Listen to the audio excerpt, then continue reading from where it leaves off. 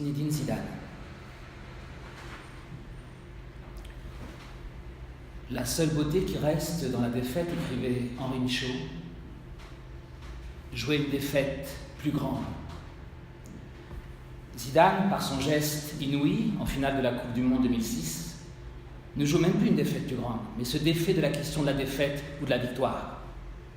Son geste ouvre un abîme, crée une sidération, invente un espace de liberté par son opacité même, au point de visibilité ultime sous les yeux de centaines de millions de téléspectateurs, mais dans le dos des arbitres. Zinedine Zidane met, comme on le dit improprement, un coup de boule à Marco Materazzi, alors qu'entre la France et l'Italie, le score est toujours de 1 partout et que tout paraît encore possible. Pourquoi improprement ? Parce que le coup de tête de Zidane ne ressemble pas à un vulgaire coup de boule qui vise en général le visage, le nez, les dents de la victime, dont le but de l'éclater et de faire jaillir son sang. Non, Zidane a frappé son adversaire au thorax, la poitrine, le plexus solaire, le cœur, et l'a mis à terre. Là, humilié au sens propre, sans porter atteinte à son intégrité physique. Il l'a frappé comme on frappe un ballon de haut en bas, avec force, précision, contrôle. Et c'est peut-être le plus étonnant, la perfection de ce geste, admirable à tout point de vue. La mise en place décontractée, où l'intention est imprévisible, à petite foulée pour se mettre à bonne distance et bien en face de la cible. Le positionnement et la prise d'appui, ferme, genou fléchi, dynamique, qui permet d'utiliser toute la puissance des jambes pour la communiquer robuste, puis à la tête. Zidane fait un pas vers Materazzi, qui ne voit rien venir, et frappe avec une efficacité qui a l'air de le surprendre lui-même. Il recule aussitôt pour se dégager et ne pas s'empêtrer dans la chute de sa victime. Une chute, également parfaite, à la renverse, une chute de dessin animé à la fois soudaine et sans conséquence, comme un gag. Une chute de judoka accueillie par un hippon qui le met hors jeu sans le blesser. On pourrait presque dire un coup symbolique. Un match offre des occasions de but. Zidane vient d'en avoir une, magnifique, une tête puissante, bien placée, cadrée, que Buffon a détournée. C'est raté, mais Materazzi offre lui aussi une occasion parfaite, ses insultes. Ces insultes qui brillent comme l'or d'une fontaine pour un homme assoiffé de grandeur. De quoi est-il question dans ces insultes ? La mère, la sœur. Et la mère et la sœur des insultes n'existent pas. Ce sont la mère et la sœur de tout le monde et de n'importe qui. L'insulte est une proposition qu'on est libre de compléter à sa guise. Un autre moment, un autre jour, un autre match, dans la rue, Zidane n'aurait pas répondu. Mais, à 10 minutes d'une sorte de mort, comment ne pas saisir l'occasion d'en s'enfuir ? Vas-y, insulte-moi, petit. Tu crois me piéger quand tu me sauves la vie ? Et Zidane prend la fuite. Il la prend de front, violemment, résolu à en finir.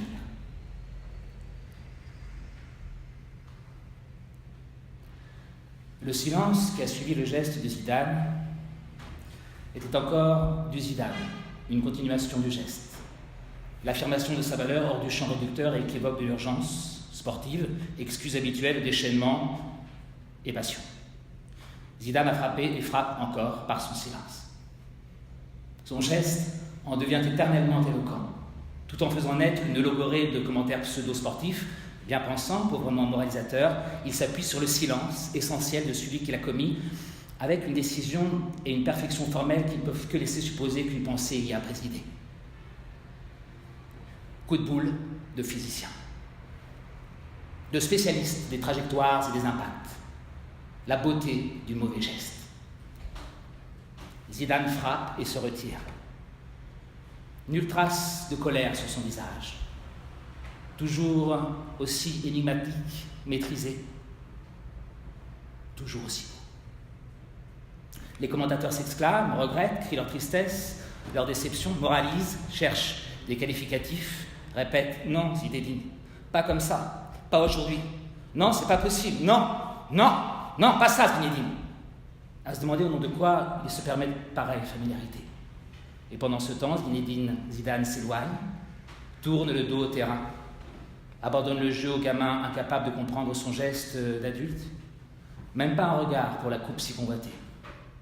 Il rentre au vestiaire sans un mot, s'éloigne de toutes ces voix qui crient non Zinedine, fort de ce oui qu'il vient de dire de tout son corps. Le monde entier bavarde, juge, s'exclame, Zidane se tait.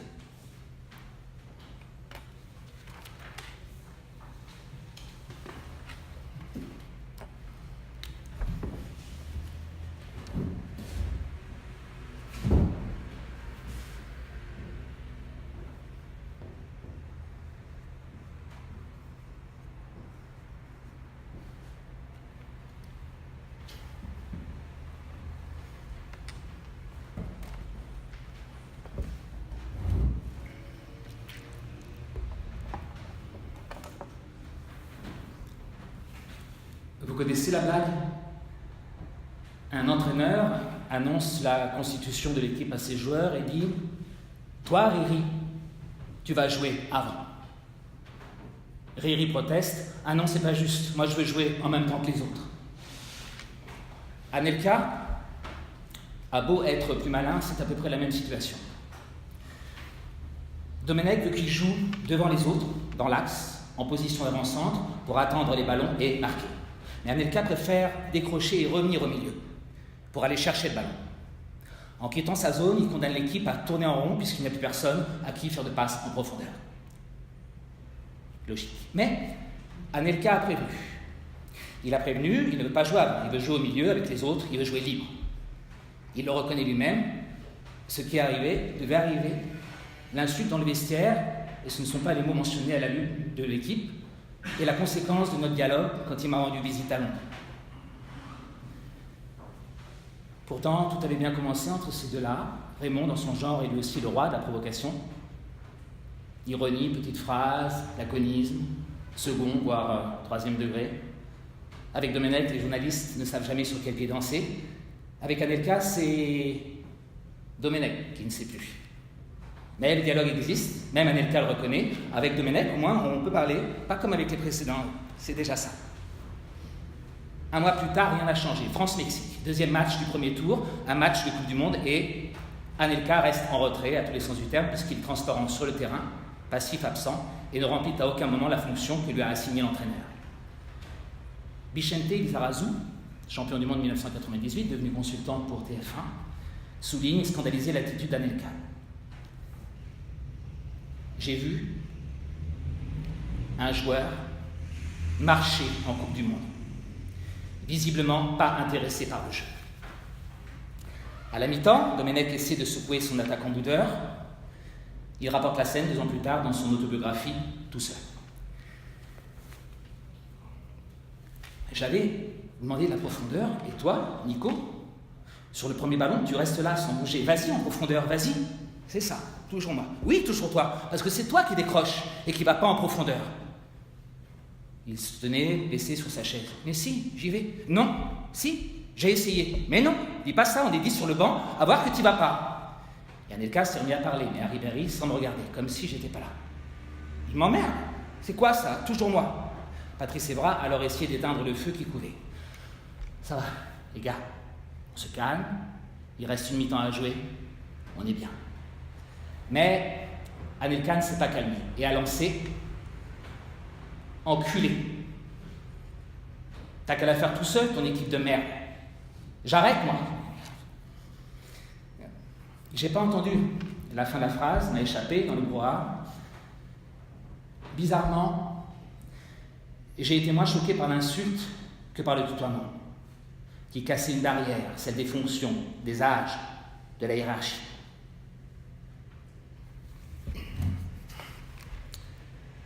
Bizarrement, on imagine mal comment quelqu'un qui est prêt à vous traiter d'enculé pourrait continuer à vous voyer. Mais c'est aussi que Domenech connaît bien ses joueurs et leur manière habituelle de parler. Domenech fait sortir Anelka, de toute façon inutile sur le terrain, et fait rentrer Gignac. La seconde mi-temps fait un enfer. Anelka avait tué le groupe. Nous avons fait n'importe quoi. La France perd 2-0.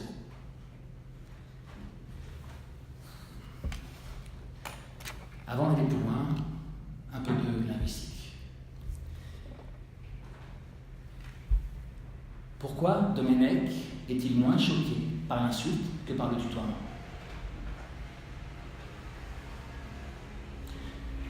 C'est que l'insulte est relative. Prenons putain, par exemple. Alors.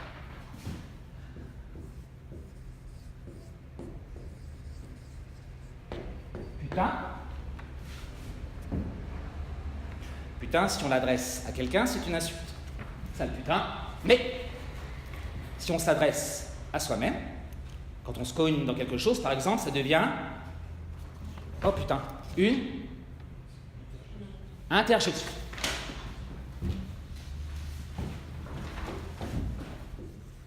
Insulte ou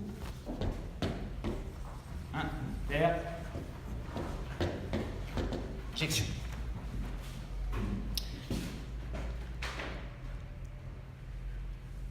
Une interjection est donc, selon les cas, un exutoire vocal ou une simple habitude. On peut encore faire mieux avec merde. Merde, on peut le dire à quelqu'un, une sale merde, ou encore on peut se dire à soi-même. Mais une interjection est soit exutoire vocal, soit interjection ou habitude. En effet, il faut avoir entendu parler des joueurs de foot professionnels pour savoir que le mot, on va prendre enculé,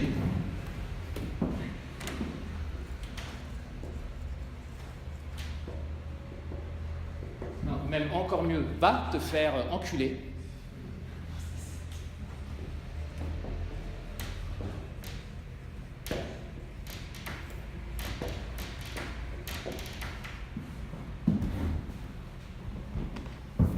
Et pour certains, l'équivalent de putain à Marseille. Il a exactement la même valeur qu'une virgule ou qu'un mot à valeur fatigue, c'est-à-dire... Non, comment ?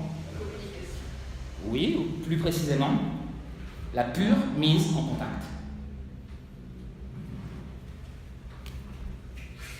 Comme allô. Allô. Putain, merde, enculé, ou va te faire, sont des mots à valeur fatigue. Mais surtout, et je terminerai peut-être là-dessus, la plupart du temps, il n'a aucune valeur. C'est un mot de liaison, presque une conjonction de coordination ou un tic de langage, comme les gens qui parsèment leurs phrases de globalement, au fond, du coup, et autres forcément. Enculé est donc au choix une insulte ou une. Voilà. Et dans le cas qui nous occupe ce soir, probablement un subtil mélange des deux.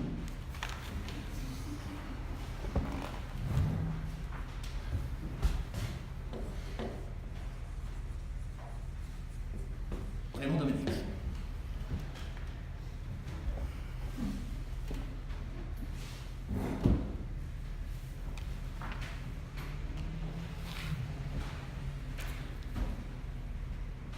Ça passe pas.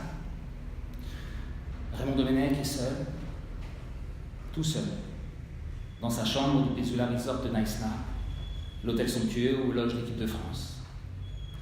Raymond Domenech repense aux insultes de Nico, hier à la mi-temps de France-Mexique.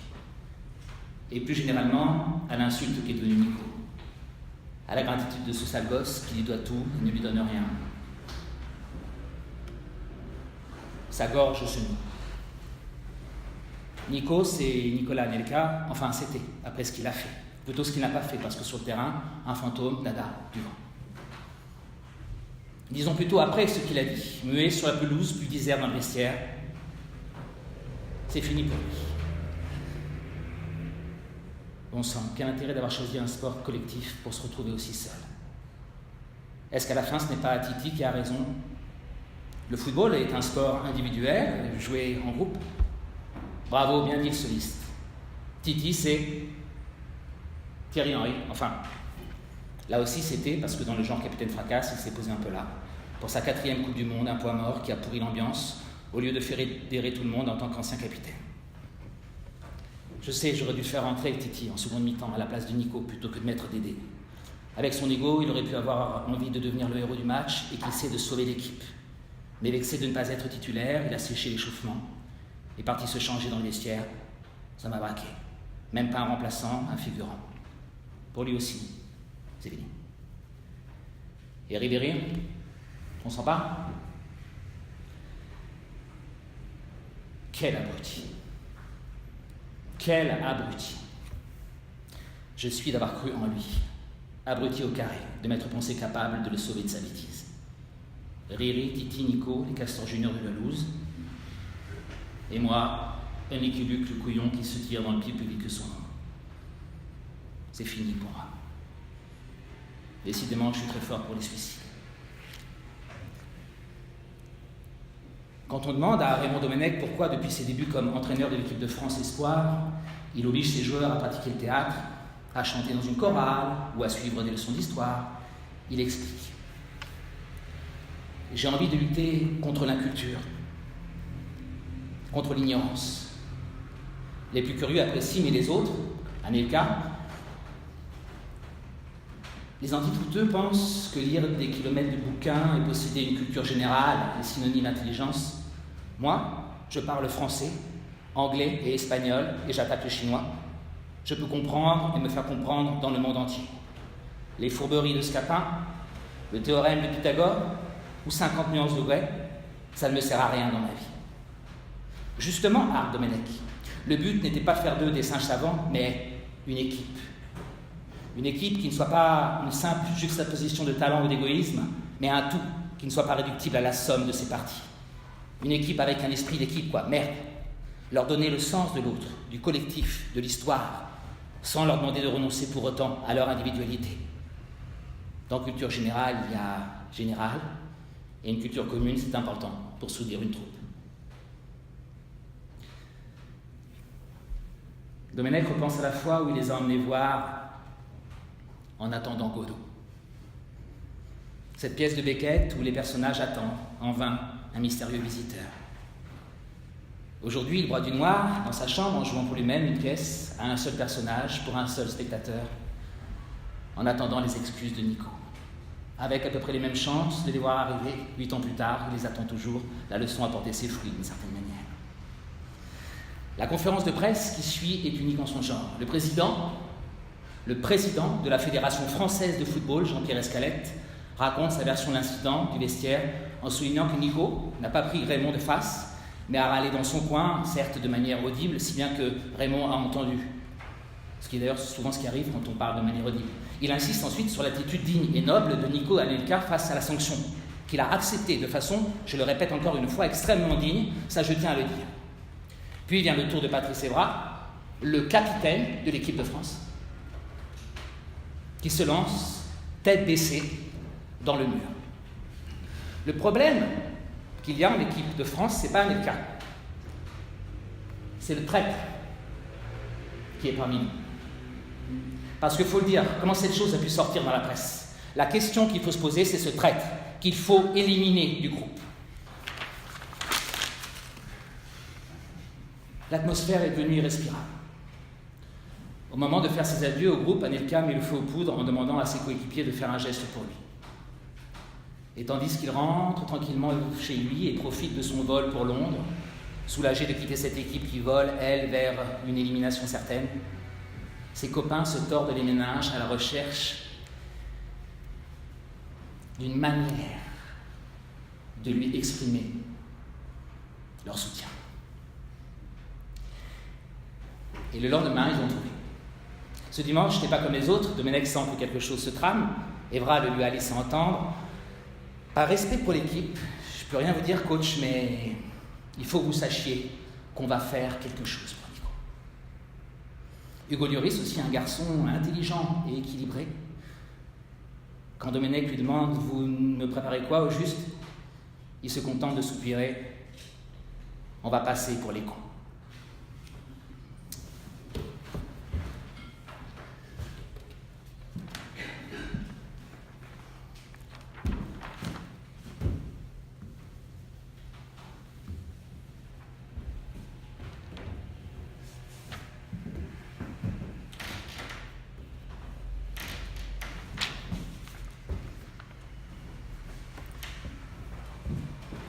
Là où Domenech a raison sans vouloir et n'a aucune excuse, c'est d'avoir lu ce texte ridicule, alors qu'avec son sens de la formule et sa culture théâtrale, il aurait pu faire tellement mieux. Il tenait là une occasion unique de finir en beauté sur scène, comme Molière, Cyrano, en disant ses propres mots plutôt que les platitudes d'un commis au cliché. Ok ? Vraiment ? On l'a refait. On frappe les 3 coups. Silence.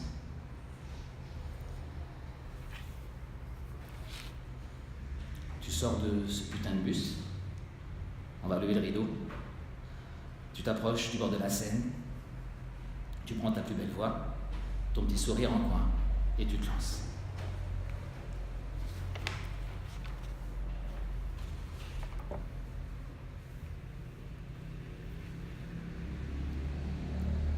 On entend, ici et là, que les footballeurs seraient devenus des millionnaires sans cœur, égoïstes, sans cerveau.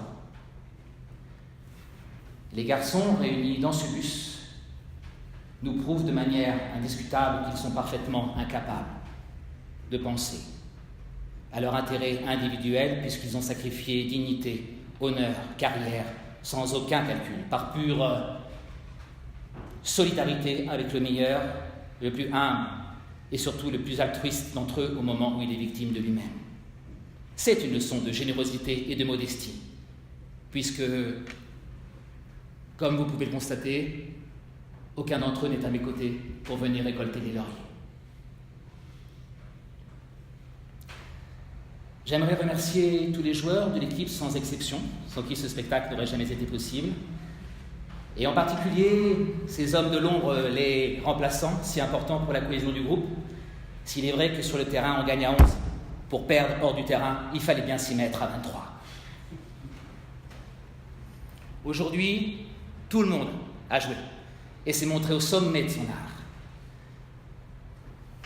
Pour être honnête avec vous, jamais avec un groupe pareil, je n'aurais espéré il y a quelques semaines pouvoir créer la surprise, comme on dit. C'est la magie de ce métier et le vrai sens du mot équipe. L'addition d'individus prévisibles peut produire un résultat prévisible. On reproche souvent aux joueurs de l'équipe de France de ne pas prendre suffisamment au sérieux leur rôle de représentant de la nation. Or, la grève est un droit durement acquis par des siècles de lutte sociale, un des fleurons de notre syndicalisme et la spécificité de notre industrie. En France, nous sommes les champions du monde incontestés de la grève et nous sommes prêts à tout pour défendre notre titre. Ce bus, symbole, s'il en est de l'idée même de service public, a les rideaux tirés. Le courage n'a pas de visage. La solidarité est toujours anonyme. Il n'y a que tous ensemble que nous puissions aller vers un nouveau rêve bleu. Moi-même, j'ai l'impression de n'être plus personne. Je me croyais renard et me suis découvert sur le tard plus corbeau que prévu. Si j'ouvre mon grand bec, c'est pour lâcher ma proie et vous dire à tous à quel point je suis fier aujourd'hui de mes joueurs et d'être français. Ces derniers jours m'ont enfin révélé la vérité de mon métier d'entraîneur. Tout joueur vit au dépens de celui qui l'écoute. Cette leçon vaut bien une coupe du monde, sans doute. Je vous remercie.